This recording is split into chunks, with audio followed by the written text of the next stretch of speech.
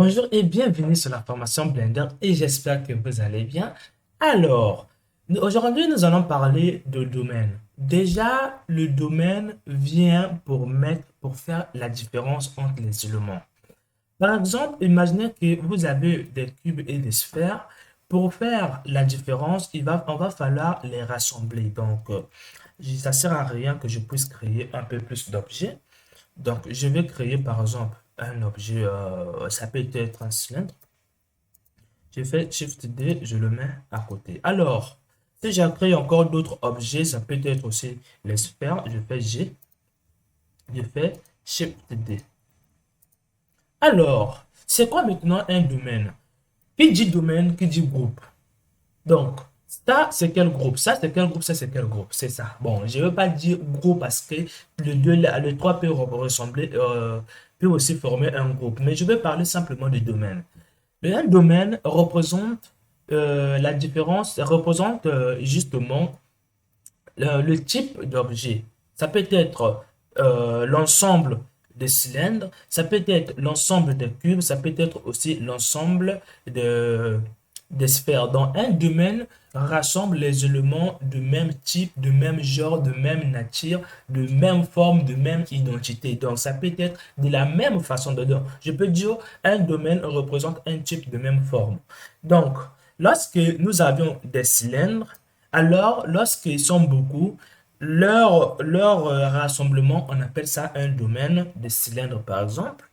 Donc, pour avoir un domaine, il va falloir que vous ayez déjà deux éléments distincts, deux éléments différents pour les séparer. Donc, là, si vous n'avez pas compris, ne vous inquiétez pas, ça sera encore plus compréhensible lorsque je vais vous montrer les séparations. Donc, nous allons venir dans les géométries node ici. Avant de vous montrer où se trouve le domaine ici, je vais d'abord vous expliquer comment ça se fait, comment ça se représente les domaines. Donc, je vais prendre ici. Donc, un domaine permet de séparer. C'est déjà une séparation. Un domaine est simplement déjà une séparation. Donc, imaginons que nous avions des croix, nous avions des croix, nous avions des points, nous avons des points et nous avons même des virgules, comme ça. Donc, leurs séparations qui sont comme ça, on les sépare. Ça, c'est un domaine qui est comme ça. Cette partie-là que vous appelez partie, on donc appelez ça maintenant domaine. Donc, cette partie est aussi un domaine. Donc, qui dit partie, qui veut dire aussi simplement un domaine. Mais à la différence, une partie représente simplement une séparation, mais la différence entre une partie et un domaine, c'est que lorsqu'on parle de partie, ça peut être, il peut avoir un pot aussi à l'intérieur. Mais lorsqu'on parle de domaine, cela veut dire que les éléments qui sont dans cette partie sont de la même façon. Donc, c'est ça un domaine. Donc, moi, si j'emploie le mot partie à la place de domaine, il n'y a pas de problème. Il suffit maintenant, vous savez que dans un domaine, les éléments sont toujours identiques. Les éléments sont toujours pareils, sont toujours de la même façon. Donc, sont toujours de même forme. Donc, j'espère que vous avez compris. Donc, si on dit cette partie, c'est un domaine. Donc, cette partie, au lieu de dire partie, vous allez appeler ça, c'est un domaine, puisque les éléments sont de la même façon. Donc, cette partie, au lieu de dire partie, les éléments sont déjà identiques. On va plus employer le mot partie. On va justement dire un domaine, puisque les éléments sont de la même façon. Mais si, par exemple, nous, on séparait nos éléments de cette façon, donc ça, c'est un X, ça, c'est un X. Si on sépare nos éléments de cette façon, comme ça, là, le mot partie est bien. Ça, c'est une partie, ça, c'est une partie, ça, c'est une partie. Alors, en quel moment une partie devient un domaine? C'est lorsque les éléments de cette partie sont identiques. Donc là, on n'a que deux points. Au lieu de dire partie, on va dire que ça représente bien un domaine qui est comme ça. Ça, les éléments sont de la même façon. On va dire cette partie représente aussi un domaine. Mais ici, les éléments ne sont pas de la même façon. Donc, ce n'est pas vraiment un domaine. Ça dépend du type de domaine.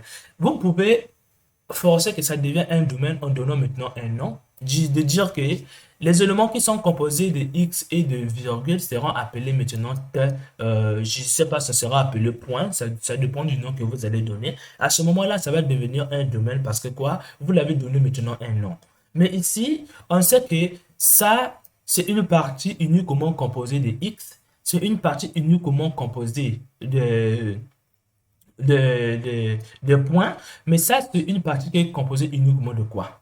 On ne le sait pas, donc on ne peut pas dire que c'est un domaine parce qu'on ne sait pas qu'il est composé de quoi. Si vous dites maintenant que c'est composé uniquement de X et les virgules, là maintenant on peut appeler ça domaine parce que vous avez maintenant donné ça un nom.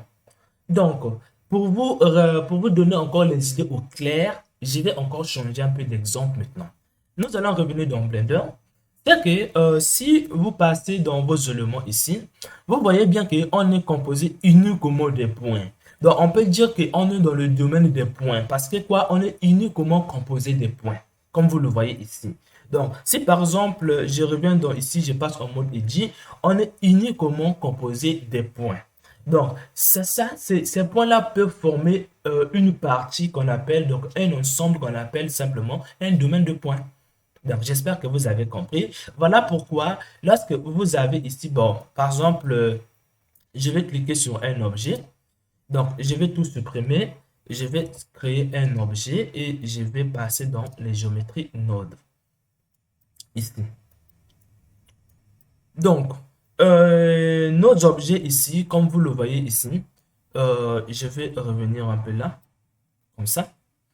Alors, nos objets ici forment un domaine de points parce que c'est composé, ce qu'on est en train de voir, c'est uniquement des points qui sont sur les bordures. On n'est pas sur des faces ni sur les arrêts, on est seulement sur les points. Donc ça, c'est un domaine de points. Quand vous venez ici, vous ne voyez pas le domaine de points, mais si ça apparaît, ça peut apparaître aussi avec les courbes, ça peut apparaître.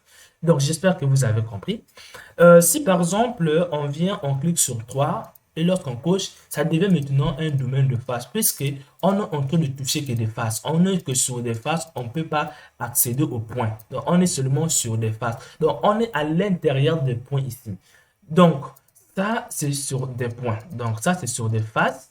Donc, si on voit bien, on est dans un domaine de face. Donc, ça, ce sont des faces. On ne peut qu'accéder. Et imaginez, c'est comme si vous êtes dans une chambre où il y a uniquement des faces. Pour sélectionner des points, vous devez sortir dans la chambre où il est composé uniquement des faces.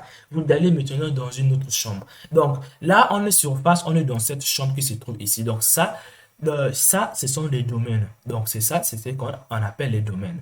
Donc par défaut, c'est séparé. On a la chambre qui est composée uniquement des faces. On a la chambre qui est ça, ce sont des arrêts. La chambre qui est composée uniquement des faces. La chambre qui est composée uniquement des cornets. Et même la chambre qui est composée des points de contrôle pour des courbes. Mais moi, je m'arrête juste ici. Donc, j'espère que vous avez compris. Si vous n'avez pas compris les domaines, ça se trouve juste ici. Lorsque, par exemple, nous avions 8 points, ça veut dire quoi? Dans notre domaine ici, on a, cette domaine est composé de 8 points, puisque c'est uniquement composé des points. Donc, ici, c'est un domaine d'arrêt. Donc, c'est un domaine d'arrêt qui est composé de 12 arrêts. Pour les gens qui ne savent pas, les arrêts, ce sont juste des lignes qui sont ici. Donc, j'espère que vous avez vu à quoi ressemble un domaine. Maintenant, en quel moment on le voit utilisé dans les géométries nodes? Imaginez maintenant que je suis ici, je veux par exemple supprimer une face.